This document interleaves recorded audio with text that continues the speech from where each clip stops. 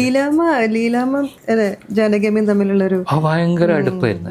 ഞാൻ പറഞ്ഞില്ലേ അന്നത്തെ കാലത്ത് ഇവരൊക്കെ വസന്താമ്മയൊക്കെ ഇവരെ പറ്റി പറയുന്നത് കേൾക്കണം. ലീല ചേച്ചി എൻ്റെ അടുത്ത് തന്നെ പറഞ്ഞു.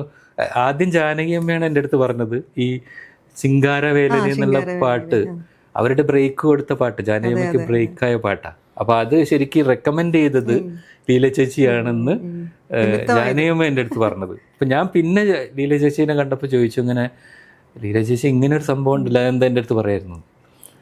അപ്പം ലീല ചേച്ചി പറയാം, അതെന്തിനു ഞാൻ പറയണത്, അതുകൊണ്ടൊന്നുമല്ല, അവർ നല്ല സിംഗറാണത്, ഞാൻ റെക്കമെൻഡ് ചെയ്തുകൊണ്ടൊന്നും അല്ലെന്ന്.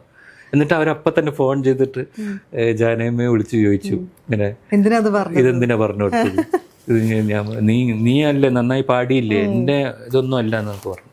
അപ്പോൾ അത്രയും അവർ സത്യം പറഞ്ഞാൽ ഈ പാട്ട് ശരിക്കും ലീല ചേച്ചി പാടേണ്ടതായിരുന്നു. എസ് എം സുബ്ബയ്യ നായിഡു എൻ്റെ മ്യൂസിക് ഡയറക്ടർ. അപ്പോൾ അത് നാദസ്വരത്തിൻ്റെ അകമ്പടിയോടുകൂടി പാടേണ്ട, ശ്രുതിയിൽ പാടേണ്ട, നല്ല പിച്ചിൽ പാടണം.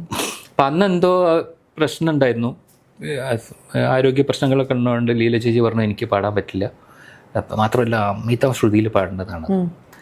അപ്പം ഞാൻ വേറൊരു സിംഗർ പേര്, ഒരു പുതിയ സിംഗറാണ് എസ് ജാനകി എന്നുണ്ട്. അപ്പോൾ അവർ പറഞ്ഞു അത് പറ്റില്ല, നിങ്ങൾ പാടിയില്ലെങ്കിൽ ലതാ മങ്കേഷ്കറിനോട് പാടിക്കുന്നുണ്ട്.